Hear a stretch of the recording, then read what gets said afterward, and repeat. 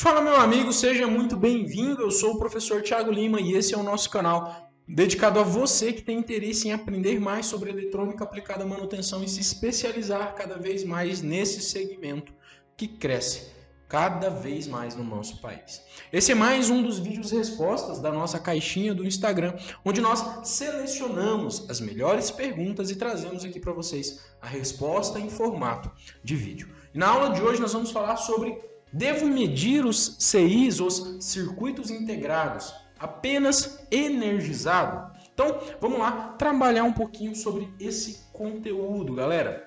A grande questão, quando envolve circuitos integrados, que a gente precisa se atentar existe uma infinidade de circuitos integrados. Existe um número infinito. Infinito no sentido assim, de que existem muitos tipos e modelos de circuitos integrados. Então, não dá para responder essa pergunta de forma objetiva, de sim e não. A gente precisa detalhar um pouco mais para que vocês consigam entender com mais clareza. Então, entendendo que existem vários modelos de circuitos integrados, dos mais simples até os mais complexos, a gente precisa, antes de qualquer coisa, saber: existem circuitos integrados que podem ser medidos a frio, existem circuitos integrados que podem ser medidos a quente e existem circuitos integrados que você vai precisar fazer as duas medições.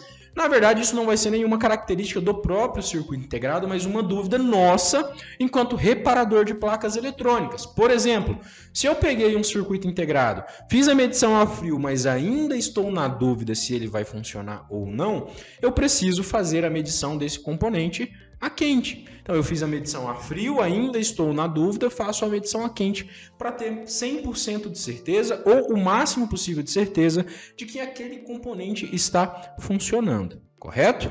Então, vamos lá para a minha bancada, porque eu já quero mostrar para vocês dois modelos de componentes que a gente poderia fazer a medição a frio ou fazer a medição a quente para que vocês possam entender melhor, tá? Então, eu já vou compartilhar aqui a minha bancada com vocês e mostrar esses componentes aqui para vocês. Então, por exemplo, nós teríamos aqui dois modelos de circuitos integrados que estão aqui, e cada um desses modelos, tá? Então, eu quero não se atentar tanto ao modelo do componente, mas ao código dele, mas a quem é esse componente. Esse componente aqui é uma porta lógica AND, e esse componente aqui é um CI chaveador do Chopper, É aquele componentezinho que a gente chama de top, que é bem comum nas placas de fonte chaveada que a gente encontra por aí. Esses dois componentes, um a gente consegue medir a frio e o outro a gente precisa medir a quente. Então eu quero mostrar para vocês como que vocês vão fazer a medição desses dois componentes. O primeiro passo para você saber se você consegue medir esse CI ou não é entender aqueles três pilares que eu sempre ensino nas minhas aulas. Referente aos componentes eletrônicos,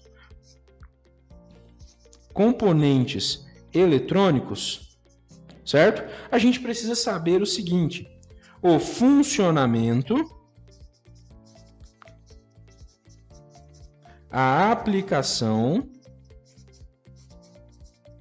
e os testes dos componentes eletrônicos. Essa dúvida, devo medir a quente ou a frio? Ela só existe porque a gente não entende o funcionamento, a aplicação e como testar. Porque se a gente conhecesse o funcionamento do componente, a gente saberia já aqui se a gente poderia medir ele a quente ou a frio.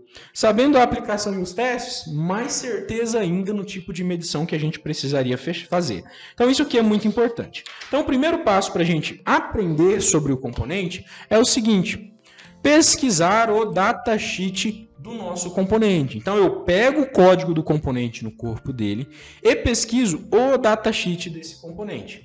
Como a nossa aula de hoje não é uma aula sobre pesquisa de datasheet, eu vou mostrar aqui para vocês a pesquisa que eu já fiz. Então eu já fiz essa pesquisa do CI chaveador, que é o CI da fonte chaveada. Então esse é o circuito básico da fonte chaveada e esse CI, ele é esse componente aqui. Então esse componente, percebam que internamente aqui ele tem um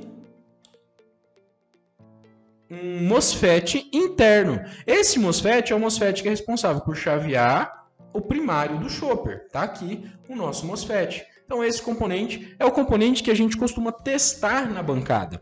Então esse componente, ele é um componente que a gente consegue fazer o teste a frio, por exemplo. Então veja que ele internamente possui um MOSFET. Esse MOSFET é o MOSFET que a gente consegue fazer o teste. Por quê? Porque internamente esse MOSFET aqui possui um diodo. E a gente vem com o multímetro e faz a medição de diodo entre dreno e source. Deve dar aproximadamente 0,470 volts. É a tensão de barreira do diodo.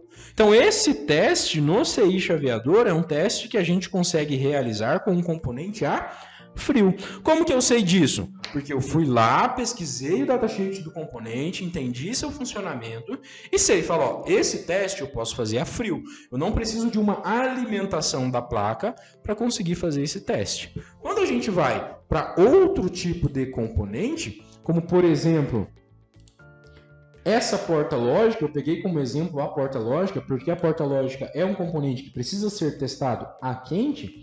Olhando aqui para a porta lógica, essa é a estrutura interna do CI. Ela tem 4 portas lógicas internas, onde o pino 1, 2 é a entrada e o pino 3 é a saída. No caso da porta lógica END e de qualquer outra porta lógica, ela precisa ser medida a quente. Por que ela precisa ser medida a quente? Porque o funcionamento da porta lógica, olhando lá para o CI, está aqui, pino 1, pino 2 e pino 3, olhando para o funcionamento do CI, onde a gente vai ter o que aqui? Uma porta lógica END, tá aqui, entrada A1, entrada B1, entrada Y1. Para saber se essa porta lógica END está funcionando, eu preciso entender o funcionamento dessa porta e saber que para eu ter um aqui na saída, eu preciso mandar positivo aqui e tem que sair positivo aqui. Se eu mandar negativo e positivo, vai sair negativo ou 0 volts, tá? Se eu mandar positivo e negativo, vai sair negativo ou 0 volts, né? Negativo e 0 volts aqui seria mais ou menos a mesma coisa. Então, o que a gente precisa fazer aqui? A gente precisa entender o funcionamento da porta lógica. A gente poderia transformar isso daqui em álgebra booleana. Se for 1 e 1, sai 1. Se for 0 e 1, sai 0. Se for 1 e 0, sai 0. Então, isso aqui é entender o funcionamento do componente. Então, eu sei como a porta lógica END funciona e eu sei qual é o tipo de medição que eu preciso fazer. Então, enviar positivo aqui na porta lógica, eu só vou conseguir fazer isso se o meu componente estiver energizado. Então, por exemplo, se tiver GND aqui e mais 12 volts aqui na alimentação da minha porta lógica. Se não tiver essa alimentação na minha porta lógica, a minha porta lógica não vai funcionar. Se não estiver chegando positivo nas entradas da porta lógica, eu não vou ter positivo na saída da porta lógica. Então, esse é um componente que eu preciso testá-lo em pleno funcionamento, a quente. E mais uma vez, reforço, como eu sei se eu vou testar o componente a quente ou a frio? Eu preciso entender o componente. A gente precisa acabar com essa mentalidade de pegar um macetinho para consertar uma placa, de pegar um macetinho para medir um componente. Vamos entender eletrônica, vamos a fundo, vamos de fato entender o que a gente precisa para conseguir fazer essas medições de forma profissional. Porque se a gente aprende isso uma vez, depois que você aprendeu sobre a porta lógica uma vez, você não vai precisar estudar de novo só sobre porta lógica. Você vai só usar esse conhecimento. Ele é seu. E ninguém vai tirar ele de você. E toda vez que cair uma porta lógica na sua bancada para teste, você vai saber medir. Correto? Então, o caminho para se tornar um profissional é sempre o conhecimento. Aprender e aplicar. Aprender e aplicar. Beleza? Então, antes de a gente finalizar essa aula, eu preciso dizer para vocês, um teste não exclui o outro. Por mais que a gente tenha feito um teste a frio, tá na dúvida? Testa a quente. pode testar usar os dois testes, se você ainda tem dúvida se o componente está ou não funcionando, beleza? Se esse conteúdo te ajudou de alguma maneira, curta o nosso vídeo e se inscreva no nosso canal para sempre ser notificado dos nossos conteúdos. Se você gostaria de ser lembrado das nossas próximas turmas, dos nossos treinamentos, aqui na descrição desse vídeo tem uma lista, um link com uma lista de todos os nossos treinamentos para você se inscrever e entrar na lista de espera das nossas próximas turmas. Beleza? Galerinha, se tem algum componente que vocês gostariam que eu ensinasse aqui nos nossos vídeos, deixe aqui no comentário que a gente vai tentar produzir o melhor conteúdo para vocês. Beleza? Valeu, um forte abraço e até a próxima.